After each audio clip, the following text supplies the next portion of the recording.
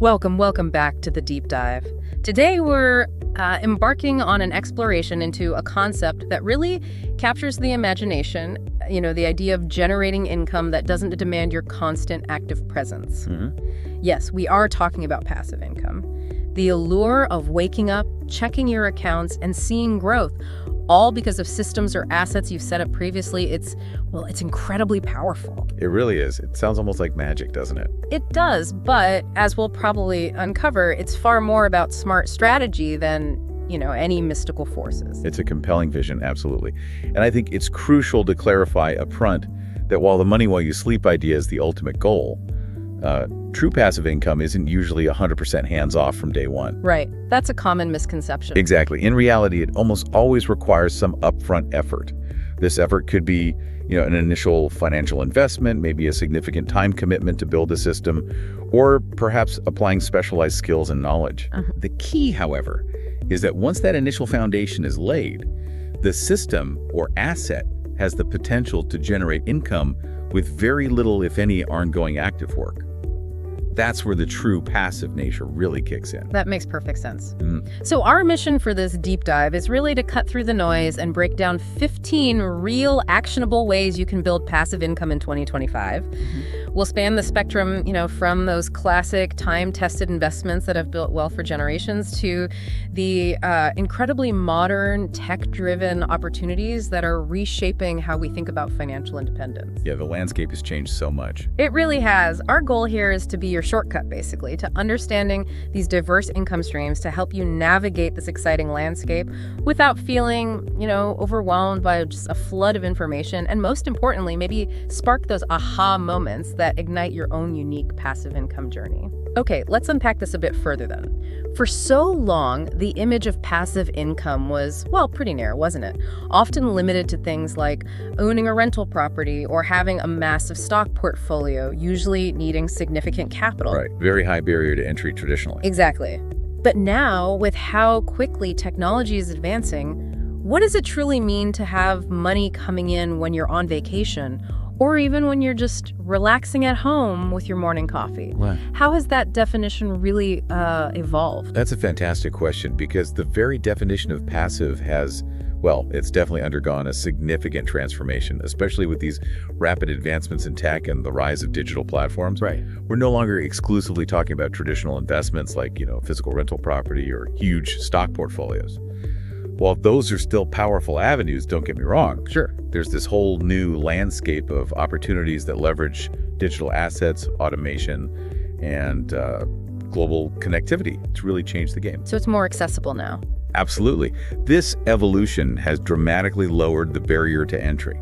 It allows individuals who might not have a huge amount of starting capital, but perhaps possess time, specific skills, or unique insights to build genuinely passive income streams.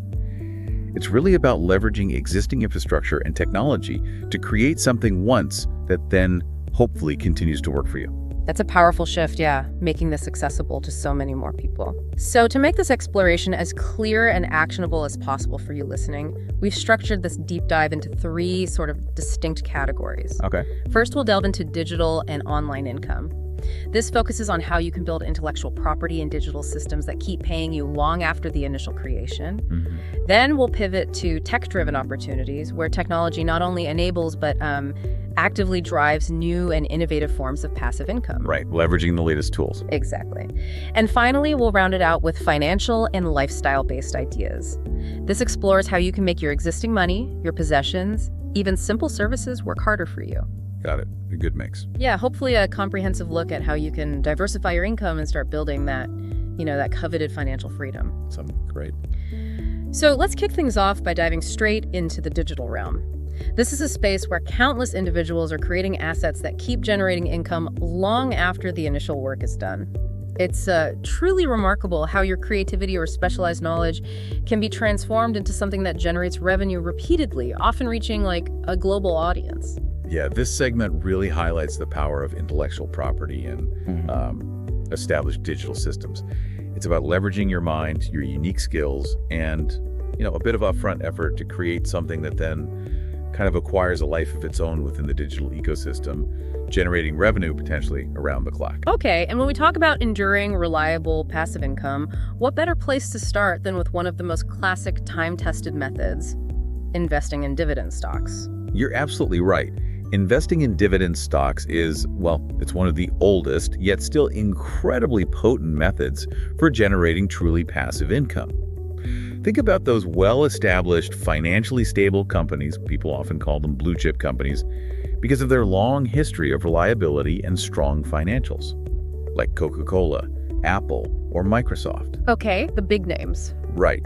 Beyond the potential for the stock's value itself to go up over time, these companies often practice sharing a portion of their profits directly with their shareholders. Right, the dividends. Exactly. That payout is known as a dividend, and it typically happens every few months. It's literally cash paid out to you simply for holding shares in that company. You don't need to sell your shares, you just get paid for owning them. So, just to clarify, it's not just about the stock price going up, which is great, but you're actually receiving a regular cash payment, almost like rent, but for your shares. Imagine literally getting paid cash while you're on vacation or even just sleeping. That sounds like the definition of money working for you. But how do you ensure that stability? And what's the real long-term play here? Is it just about picking the right company? Well, that's where the deeper insight comes in. The beauty of dividend investing lies in its relative stability, especially when you meticulously choose companies with a consistent track record of increasing payouts and robust financial health. Okay. This isn't a get-rich-quick strategy at all. It's definitely a marathon, not a sprint.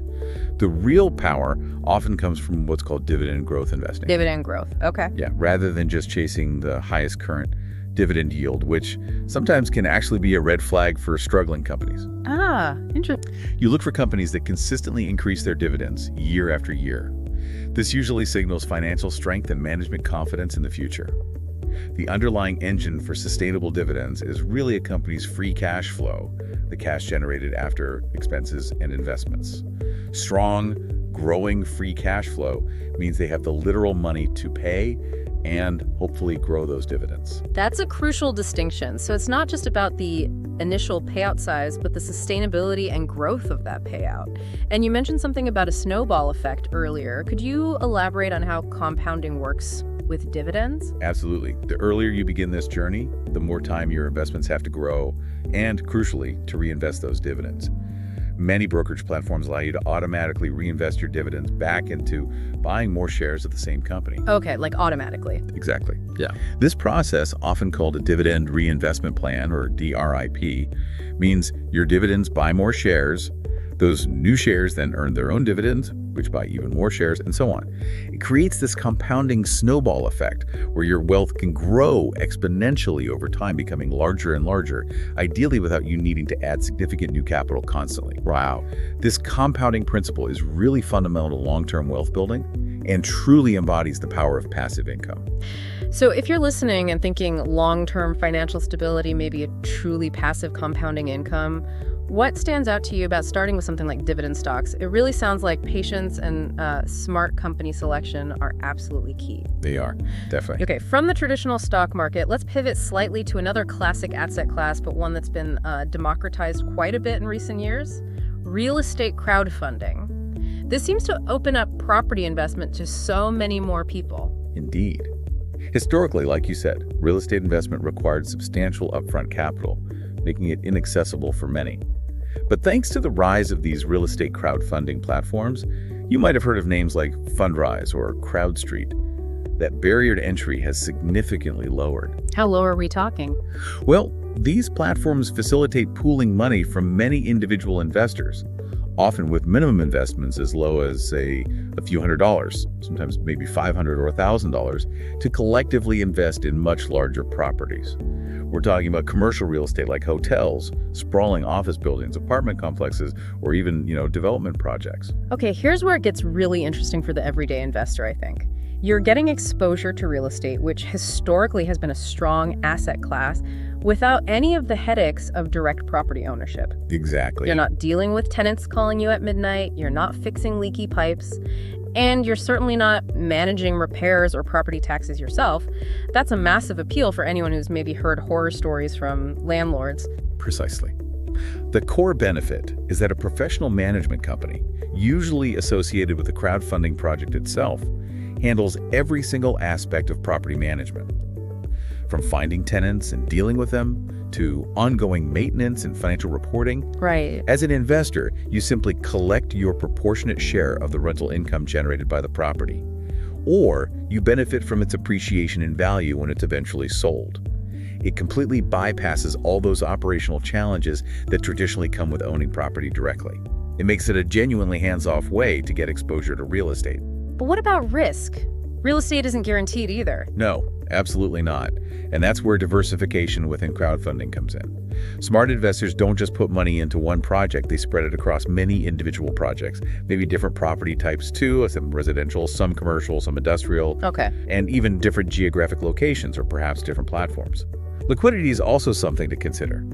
Unlike stocks, these investments are often locked up for a few years, so it's not money you can easily access tomorrow. Right, that makes sense. So for someone listening who might not have a huge down payment saved for a house, or maybe just doesn't want the responsibilities of being a landlord, what new possibilities does this open up for you? It really seems like a way to tap into real estate wealth without the huge upfront capital or the day-to-day grind. It really is. It democratizes access. Okay, moving firmly into the digital realm now. Let's talk about a digital asset that leverages your knowledge and can potentially pay you repeatedly, creating and selling ebooks. Ebooks represent a fantastic example of, a relatively one-time effort that can continue to generate income, potentially indefinitely. Let's say you possess expertise in a particular niche. Maybe you're a fitness guru with unique workout routines, or a personal finance expert who can simplify complex investing concepts, or even an exceptional home cook with a collection of amazing recipes. Yeah. You can distill that knowledge into a concise, valuable guide, maybe 50 to 100 pages. It doesn't need to be, overly complex or fancy in terms of production. The real value is in the content itself. Right. Once it's written, you can easily upload it to platforms like Amazon Kindle Direct Publishing, KDP.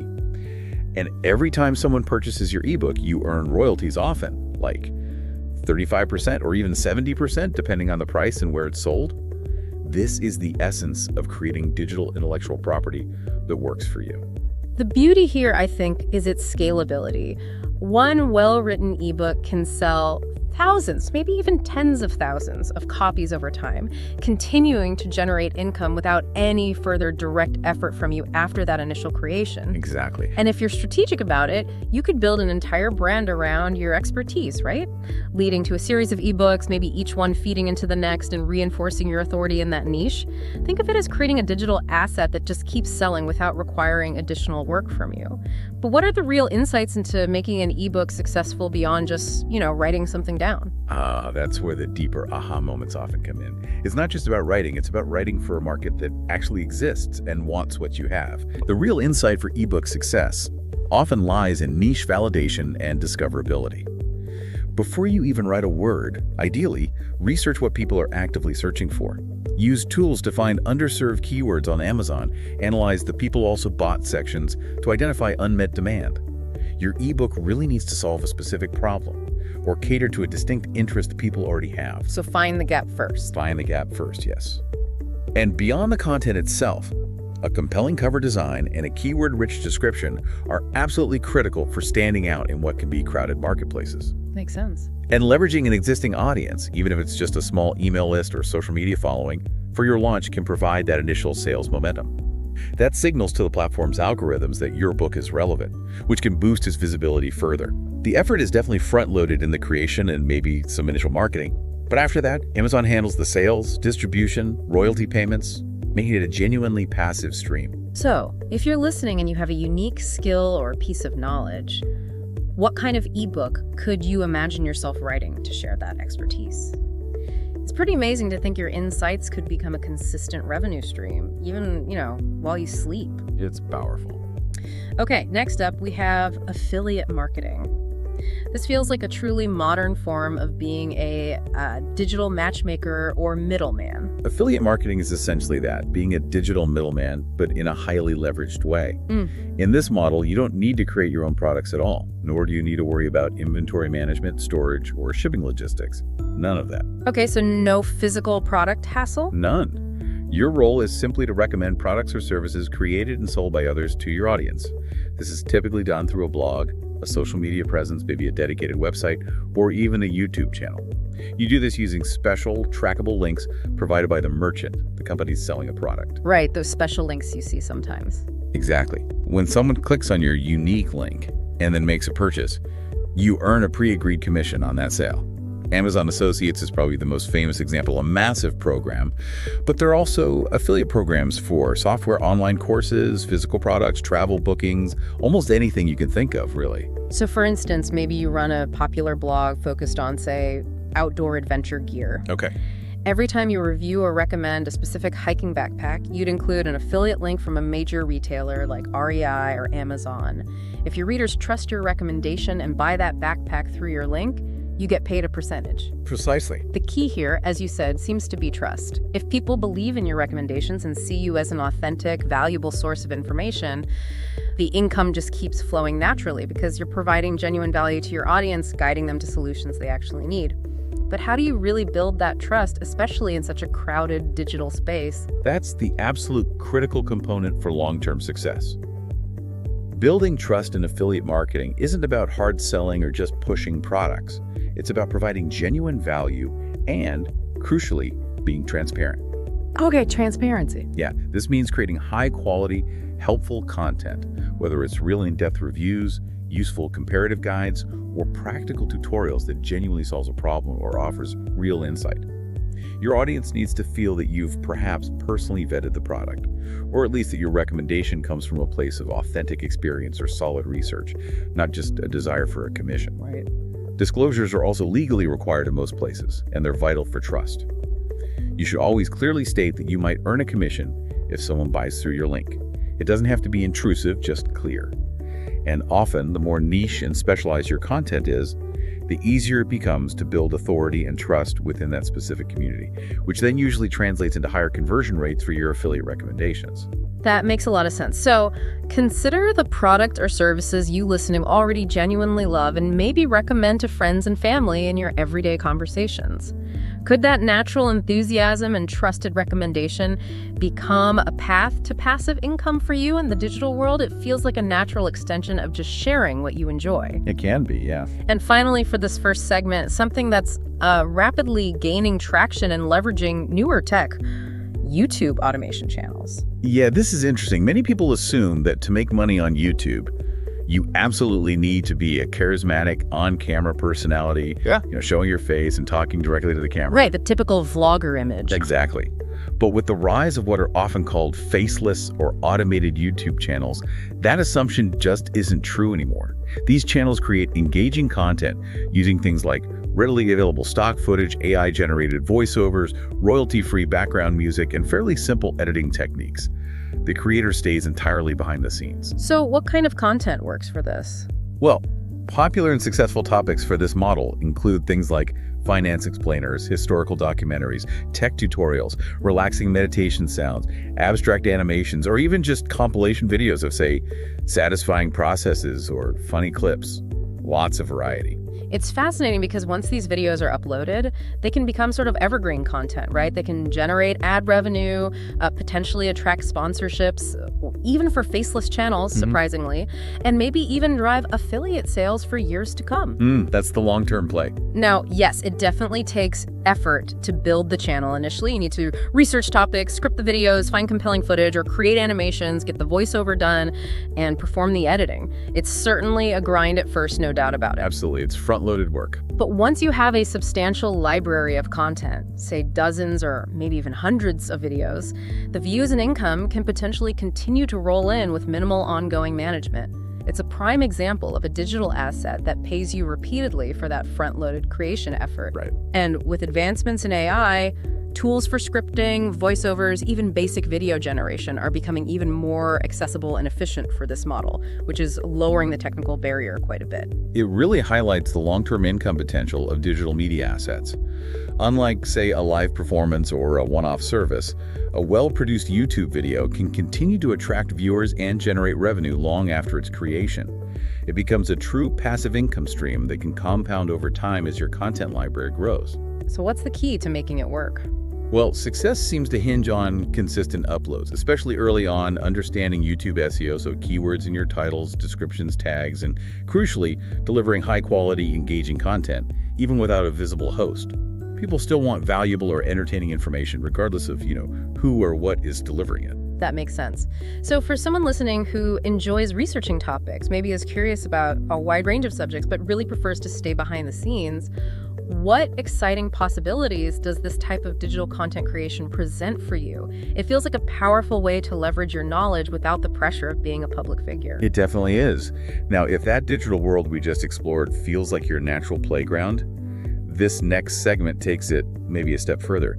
We're going to look at how technology not only enables, but actually actively drives entirely new forms of passive income, often by streamlining processes or connecting creators directly with consumers in really unprecedented ways. Yeah, it's truly the blend of creativity and cutting-edge technology to create ongoing revenue streams that almost feel futuristic, but are very real and accessible today. Exactly. That's where it gets truly transformative, I think, seeing how innovation opens up entirely new avenues for generating income.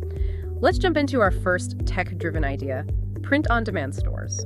Okay, print-on-demand, or POD as it's often called, is essentially running a retail business, specifically selling customized products like t-shirts, mugs, hoodies, phone cases, maybe even wall art, without ever having to physically touch a single product yourself. Right, no boxes piling up in your garage. Exactly. The process is incredibly streamlined. You, as the creator, focus solely on designing. You might come up with funny slogans, intricate graphics, or niche artwork that resonates with a specific community or interest group. Okay. You then upload these designs to a print-on-demand platform, which usually integrates with an e-commerce store like Shopify, or maybe directly onto marketplaces like Etsy or Redbubble. When a customer orders an item with your design, the platform's partner company handles all the logistics, printing the design onto the product, packaging it neatly, and shipping it directly to the customer. And you just collect the profit. You, the designer, simply collect a share of the sale or profit margin, which you typically set yourself. The best part, surely, is there's absolutely no inventory for you to manage. That's a massive relief for anyone who's maybe thought about selling physical products but got scared off by the logistics. It's huge. Yeah. You're only responsible for the creativity and maybe getting your designs in front of the right audience, while the fulfillment company takes care of the manufacturing, the storage, the shipping. We've heard stories, right, people making thousands a month from simple, catchy designs that just hit the right note with specific communities, all without the traditional overheads of a physical goods business. It really empowers designers and artists to monetize their creativity on a global scale. But what's the secret to finding those catchy designs or knowing what will actually sell? Yeah, that's the million-dollar question, isn't it? The insight here, I think, is niche-specific design and trend research. The market for just generic t-shirts with generic slogans is incredibly saturated. Right. Success usually comes from identifying passionate sub-communities. The dog owners of a specific breed, fans of a particular hobby, niche fandoms, people with local pride for their town, and creating designs that speak directly to them. Okay, hyper-specific almost. Sometimes, yeah. Tools can help you research popular keywords and trending designs on platforms like Etsy or Amazon Merch. The goal is to create unique, high-quality designs that people want to wear or use because it expresses something about them, about their identity or passion. In marketing. Marketing plays a role too, of course. You usually need to drive traffic to your store or listings, often through social media, maybe some targeted ads, or optimizing for search on the marketplace itself. But the print-on-demand model fundamentally shifts the risk away from you, the creator, because you don't pre-invest in stock. This significantly lowers your startup costs and exposure, making your one-time creative effort lead to potentially ongoing, truly passive sales. So, if you're listening, do you have a knack for design, a unique sense of humor, a deep understanding of a specific niche? Could your creative ideas translate into a product that sells itself, all thanks to the magic of print-on-demand? It's worth considering. Next up, we have app and software licensing. Now, this might sound intimidating, like you need to be some kind of coding genius, but apparently it's far more accessible than you might think. That's a really crucial point to emphasize. Apps don't have to be groundbreaking, complex, multi-million-dollar ventures to generate passive income. In fact, some of the most successful passive income apps are actually quite simple, utility-focused tools. Like what? Think about a basic budgeting tracker. maybe a specific kind of fitness log, a specialized language learning flashcard app for a niche language, or even a simple habit builder. These smaller niche apps can find a dedicated audience and bring in steady downloads and revenue over time. And how do they make money? Well, once the app is built and launched on app stores, like Apple's App Store or Google Play, you can monetize it in various ways. Maybe through direct one-time sales, or by integrating non-intrusive ads, or perhaps by offering a subscription model for premium features or content. Okay, and here's the kicker, which often surprises people. Yeah. You don't necessarily need to know how to code yourself, right? Not at all. The market for skilled freelance developers who can build your app idea is vast and accessible. You can find them on platforms like Upwork or Fiverr, or through developer agencies. You essentially hire a developer or a team to bring your vision to life, much like, say, an author might hire an editor or a cover designer. Right. Think of it as building a small, valuable digital asset that, once created and launched, keeps working for you, potentially around the clock, generating revenue maybe for years with relatively minimal oversight. And there's a growing demand for these highly specialized niche apps that solve very specific problems for particular user groups. So what's a key factor for success here, beyond just having the initial idea? I think the real insight is App Store optimization, ASO, and genuinely solving a user pain point. Simply having an app isn't enough. People need to be able to find it. Right, discoverability. Exactly. This means optimizing your app's title, description, keywords, and screenshots for the App Store search engines, similar to how you do SEO for a website. Beyond discoverability, though, the app absolutely must deliver real, tangible value to its users. Even a simple app must be reliable, intuitive to use, and solve a clear frustration or meet a need effectively. And if you hire someone? If you hire a developer, clear communication of your vision, having a well-defined scope for the project, and maybe focusing on a minimum viable product, MVP, first can help keep costs down and get your idea to market faster. Once launched, sure, minor updates or bug fixes might be needed periodically, but the core revenue generation can be largely passive. So think about it. What small frustration or recurring need in your daily life, or maybe that you observe in others, could potentially be solved with a simple, focused app? Your idea might be worth building, and once it's out there, it could just keep generating income for you. It's a real possibility. Okay, moving on to a very timely opportunity, one that's really riding the wave of current innovation. AI tools and templates.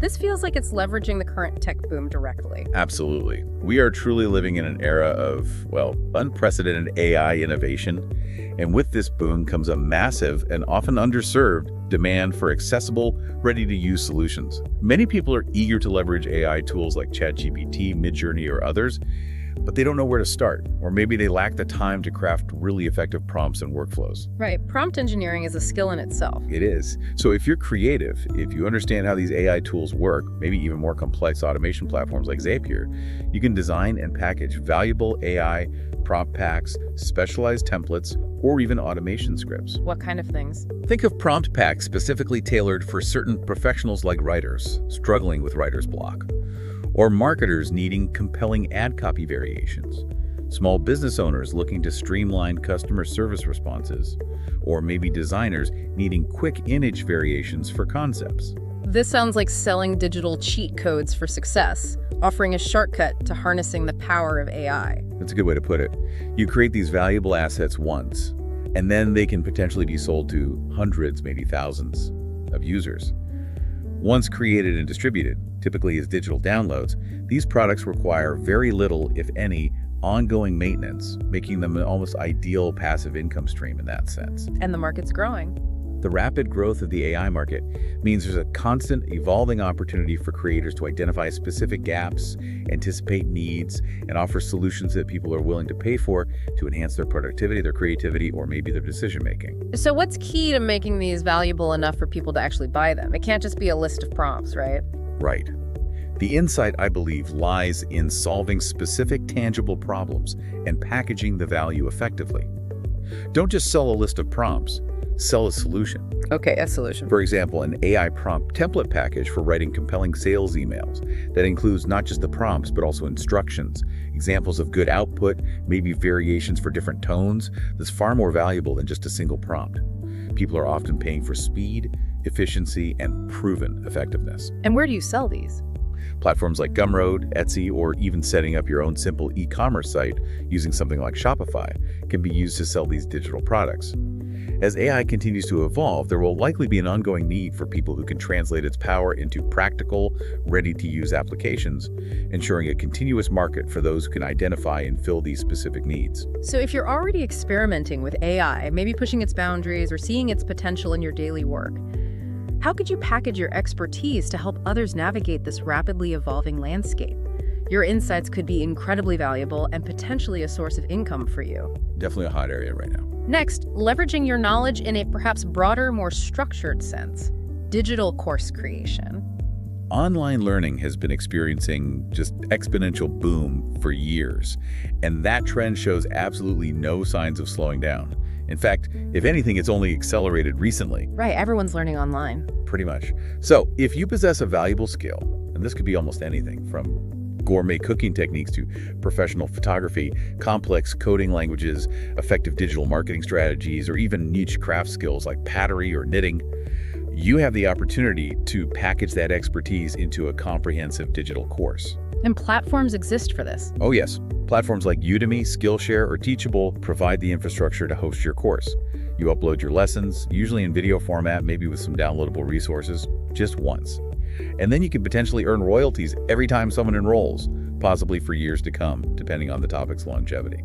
Okay, the effort here is definitely front-loaded, isn't it?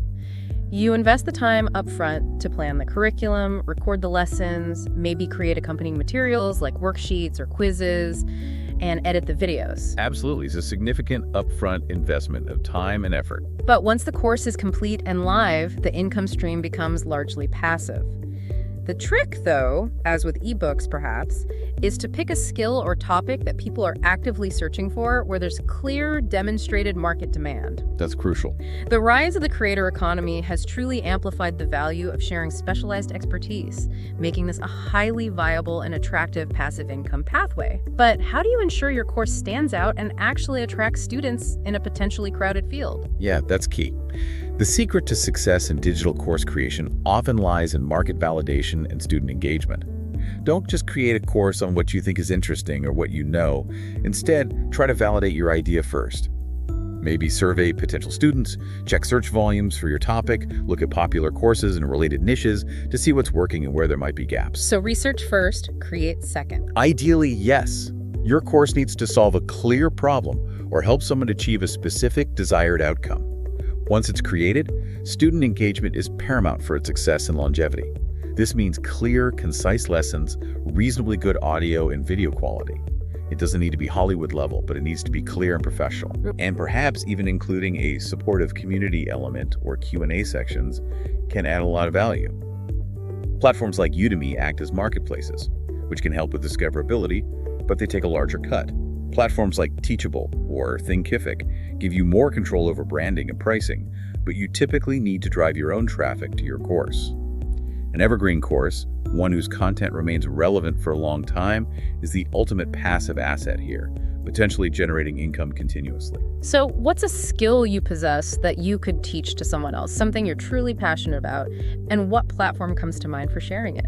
Imagine your knowledge becoming a valuable resource for countless others, all while generating income for you. It's a powerful model. And finally, for this text segment, for the creatively inclined individuals out there, music, sounds, or stock photos licensing. This is a fantastic opportunity for artists, musicians, photographers to monetize their creative output in a genuinely passive way. If you play guitar, produce electronic beats, create unique sound effects, or maybe you just have a passion for photography, whether it's landscapes, textures, specific objects, you can upload your creative work to various stock content sites. Okay, like stock photo sites. Exactly. Sites like Shutterstock or Adobe Stock for photos and illustrations, Epidemic Sound or Artlist for music, maybe sites like Getty Images, which cover various media types. These platforms act as vast marketplaces. And who buys this stuff? All sorts of people and businesses. video creators needing background music for their YouTube videos, advertisers looking for images for campaigns, graphic designers needing textures or icons, small businesses building websites, even major corporations needing licensed content for presentations or internal use. Every time someone downloads your music, buys your photo, or uses your sound effect in their project, you typically get paid a royalty or a licensing fee. It's truly like renting out your creativity, isn't it? That's a great analogy. You put in the effort to make the piece once. Whether it's a stunning photograph, a compelling piece of music, or a versatile sound effect, and then it can continue to earn money again and again as it gets licensed repeatedly by different users. And there's an ongoing, probably ever-increasing demand for high-quality, unique media assets in the digital content landscape. Just think about the sheer volume of YouTube videos, podcasts, social media ads, websites being created every single day. All of them need visual and auditory elements, ensuring a continuous market for your creative output.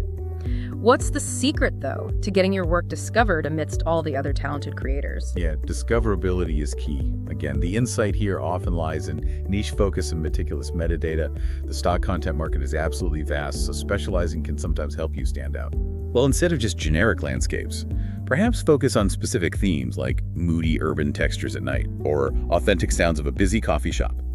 For music, maybe consider niche genres or specific moods needed for videos, like upbeat ukulele for corporate background or tense cinematic underscore for thrillers. Okay, getting specific. And crucially, every single piece of content needs proper keywords, accurate titles, and detailed descriptions. This is the metadata so that potential buyers can actually find it when they search the platform's library. Quality is paramount, of course, but often volume helps too.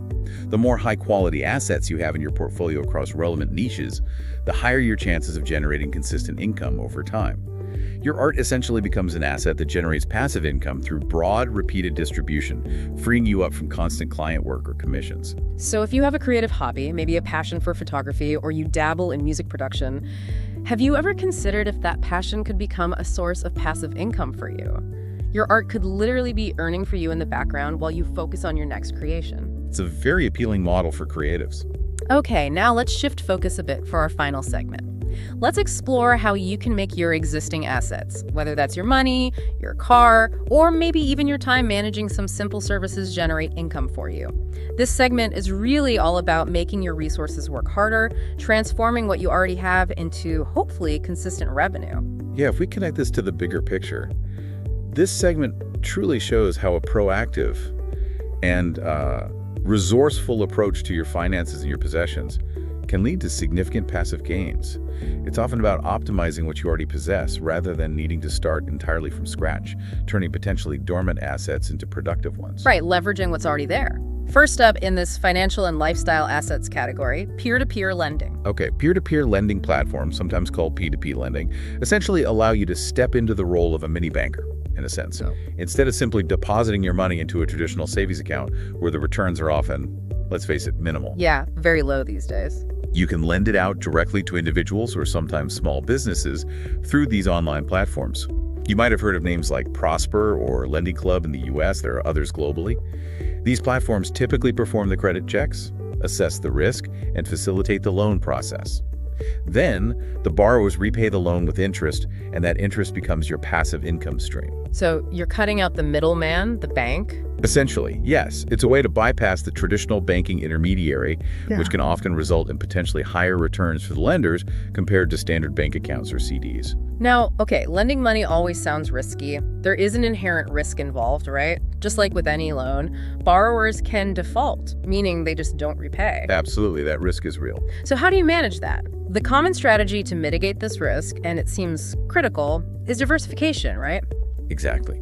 By spreading your investment across many, many different borrowers, perhaps lending just a small amount, like $25 or $50, to dozens or even hundreds of different individual loans, you significantly reduce your exposure to any single default. If one person defaults, it doesn't wipe out your return. It smooths it out. It makes the overall portfolio much more resilient.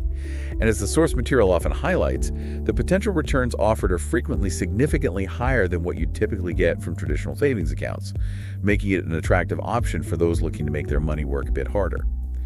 But what specific research should someone really do to understand the risks and try to maximize returns effectively? Yeah, what's the deeper dive here? Well, beyond simply diversifying across many individual loans, smart investors often diversify across different loan grades as well. Platforms usually categorize loans by risk level, maybe from low-risk A loans to higher-risk E or F loans with corresponding interest rates. You might also diversify across different P2P platforms, or even different loan types if available, like personal loans versus small business loans. Before investing, you should definitely meticulously research the platform's own track record, its historical default rates, and its fee structure, how they make their money. Got it. Understanding the general credit profiles of the borrowers, even if it's simplified by the platform's grading system, is crucial. This model effectively bypasses traditional banking for both lending and borrowing, potentially offering more favorable terms for both parties. For you as the lender, it means a potentially active return on your capital without the direct day-to-day management of chasing payments. But it does require careful initial setup, diversification, and maybe some ongoing monitoring of your portfolio's performance. So for someone listening who's looking to get better returns than a traditional savings account, what specific research would you need to feel comfortable doing before exploring peer-to-peer lending? It's definitely about smart risk assessment and strategic diversification, not just blindly chasing those higher potential returns. Absolutely. Due diligence is key. Okay, next. A very simple but effective method, perhaps, with a bit of a new twist: high-yield savings and crypto staking. Yeah, these are arguably among the simplest forms of passive income because your money is literally working for you just by, well, sitting there. With high-yield savings accounts, which are typically offered by online banks or newer fintech companies, you earn significantly better interest rates than you'd get from standard checking or traditional savings accounts at big brick-and-mortar banks. Right, those rates can be quite a bit higher. They can. Your deposited cash grows steadily over time, and in many countries like the US, these accounts are often insured by government bodies like the FDIC up to a certain limit, making it a very low-risk option for modest, consistent growth. Okay, that's the savings part. What about crypto staking? That sounds different. It is quite different, yes. On the cryptocurrency side, staking involves locking up a portion of your digital currency holdings, specific types of crypto that use a proof-of-stake mechanism to help support the operations of that particular blockchain network. How does that work?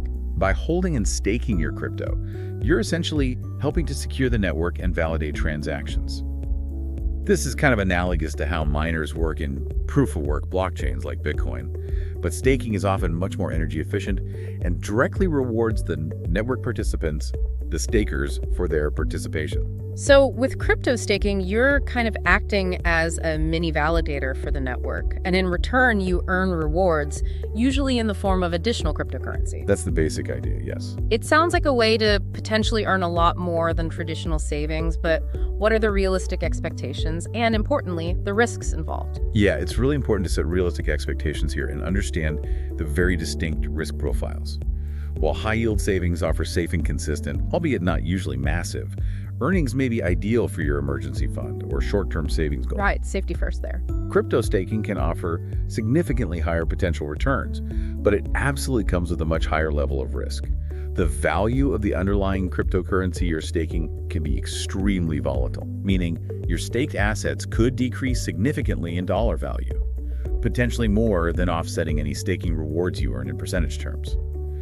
There's also sometimes the risk of impermanent loss if you're staking in certain decentralized finance, DeFi liquidity pools. Okay, more complex risks. Definitely. Choosing reliable staking platforms or wallets and understanding whether your funds are custodial, meaning the platform controls them, or non-custodial, where you retain control of your private keys, is critical. Both methods, however, allow your existing capital to generate income without direct daily effort. But one clearly prioritizes capital preservation and modest growth, while the other offers potential for much higher returns, but at a considerably higher risk level. So what's one small step you could take today, listening to this, to make your existing savings work just a little bit harder for you, considering your personal comfort level with risk? Even small interest gains, especially when compounded over time, can add up significantly. Every little bit helps. Now, let's talk about making your existing physical assets work for you. Rental income from vehicles.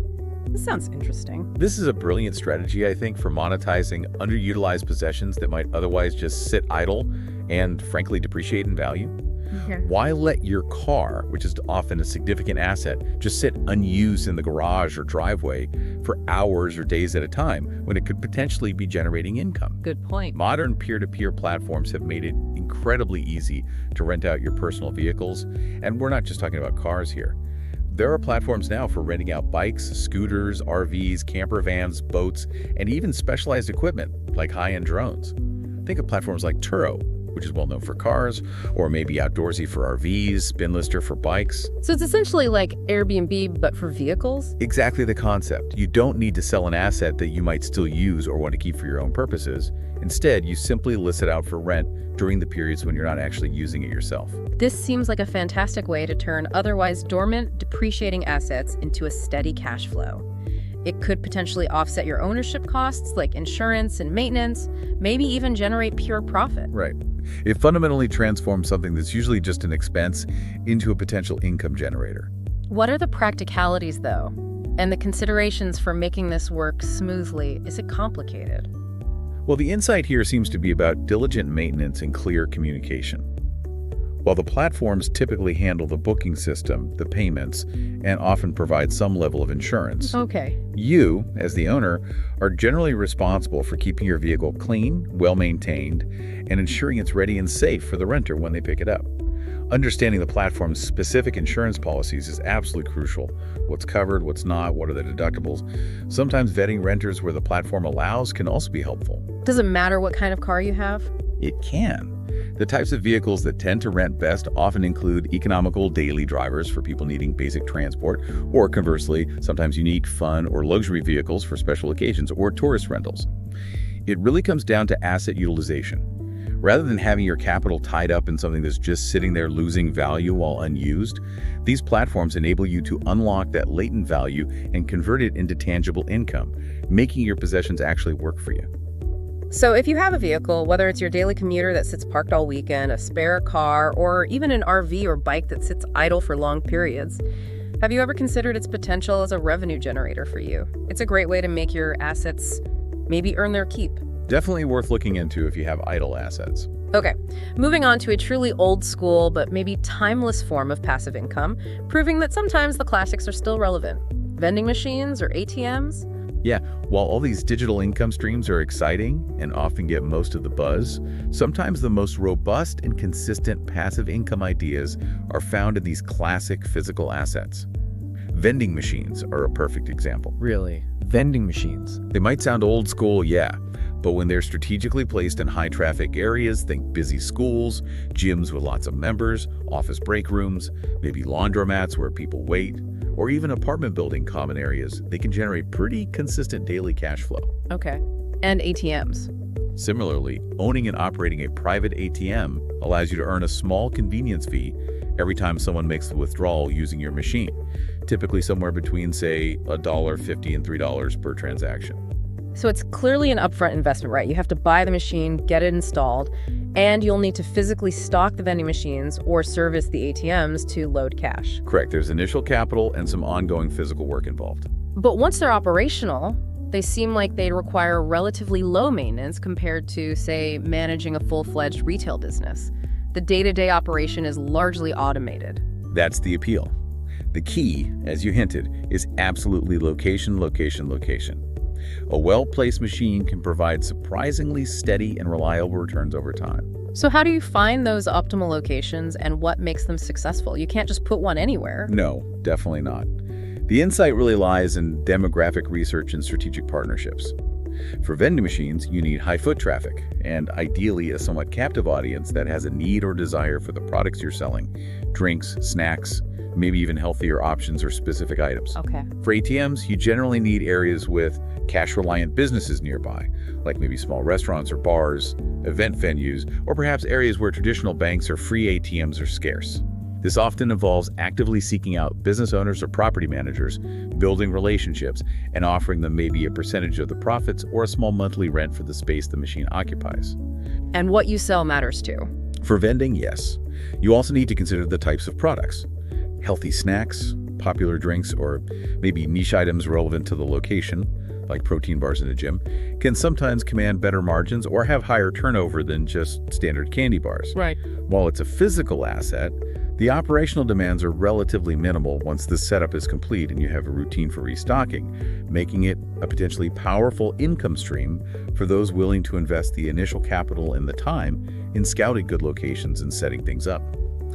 It's definitely distinct from our earlier digital income streams because it relies on a tangible, physical asset, providing maybe a different avenue for diversification in your overall passive income portfolio. So if you were to consider a traditional, tangible passive income stream, where would you envision placing a vending machine or an ATM for, and finally, wrapping up our list of 15, what many consider the holy grail of passive income, especially in today's creator and knowledge economy, subscription memberships? Yes, this is truly one of the most powerful and desirable passive income streams because it offers that predictable, recurring revenue. That predictability is invaluable for financial planning and stability. Recurring revenue, yeah, that's the dream. It is.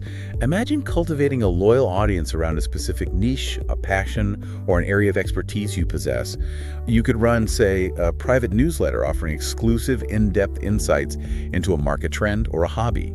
Or you could host an exclusive video library with premium tutorials not available elsewhere. Or maybe build a members-only online community forum where people pay a recurring monthly or annual fee simply for access to the content, the community, or maybe access to you. And platforms make this easier now. Absolutely. Platforms like Patreon, Substack for newsletters, or dedicated community platforms like Circle or Kajabi make setting up and managing these subscription models incredibly accessible compared to years ago. So what does this all mean for creators and experts listening? This model seems to rely heavily on building and nurturing a loyal audience first, and then consistently delivering value, right? Exactly. Once you've established that trust and proven the worth of your content or the value of the community you've built, people are often more than willing to pay a recurring fee for ongoing access. It really emphasizes consistent value delivery, showcasing deep expertise and fostering genuine community building. It transforms your passion or your knowledge into a potentially sustainable, predictable income stream. And we see this everywhere now. Think about how many niche content creators, educators, analysts, or consultants are now building highly successful businesses based primarily on this subscription model, offering exclusive content or access that people are willing to pay for month after month, year after year. What's the biggest challenge, though, and maybe the key insight to building a thriving subscription model? Because people can cancel anytime. That's true. Churn is always a factor. The biggest challenge, and therefore the core insight, I think lies in consistent value delivery and active community cultivation. It's generally not a set it and forget it model in terms of the content or interaction, unlike maybe a finished ebook. You usually need to continually provide fresh, exclusive, high-value content or foster a vibrant, engaging community to keep members happy, seeing the value, and preventing them from canceling. So it's passive in terms of payment collection, but active in value delivery. Often, yes. Building a loyal audience before launching your paid subscription is often key as well, as it provides that initial momentum and social proof. For example, if you already have a popular blog, podcast, or YouTube channel, you can then invite your most engaged followers into a paid tier or community for deeper access, exclusive content, or direct interaction. The ultimate goal is to create such undeniable value that members see the recurring fee not just as an expense, but as a non-negotiable investment in themselves, their business, or their interests. It represents perhaps the ultimate scalability of knowledge or community. You create the value proposition, you build the platform once, and then you continue to cultivate that community or deliver that content to a loyal base, generating consistent, predictable income without constantly needing to chase new customers in the same way. That's really powerful. So thinking about your unique knowledge, specific insights, or the kind of community you could potentially cultivate, what is it that people might be willing to pay a recurring fee to access? Your passion could truly become your profession, building predictable income for you. It's the pinnacle for many creators. So there you have it, a deep dive into 15 detailed passive income ideas for 2025.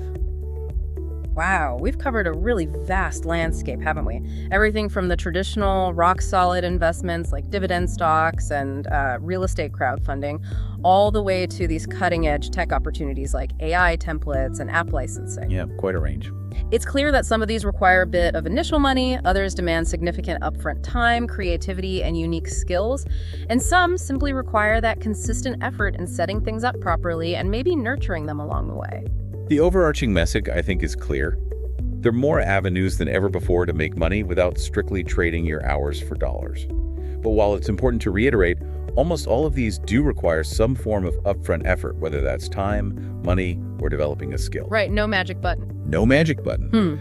But the potential long-term gains can be incredibly significant, potentially freeing up your most valuable resource, your time and energy, in the future.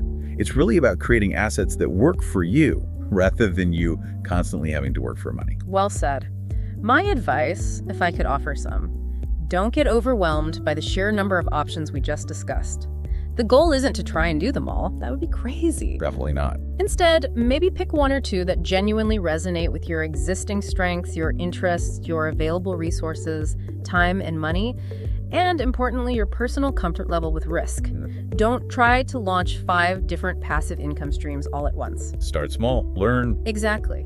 Build slowly, learn as you go, and be patient. Over time, you might be amazed at how you can create genuine financial freedom for yourself. I'd really encourage you listening to reflect on your own personal skills and resources. What do you already have, or what are you naturally good at that could potentially be leveraged right now? And this raises an important question, I think, for you listening to consider deeply. How do you identify which of these 15, or maybe others, truly aligns with your unique situation and your long-term goals? It's definitely not a one-size-fits-all solution. The best passive income stream for you is the one that fits your comfort with risk, your available time commitment, your personal passions, and where you realistically see yourself dedicating that necessary initial effort. That's the key, finding the right fit. And remember, passive income isn't really about avoiding work altogether. It's more about working smarter today, strategically building assets or systems that generate returns so you can enjoy more freedom and flexibility tomorrow.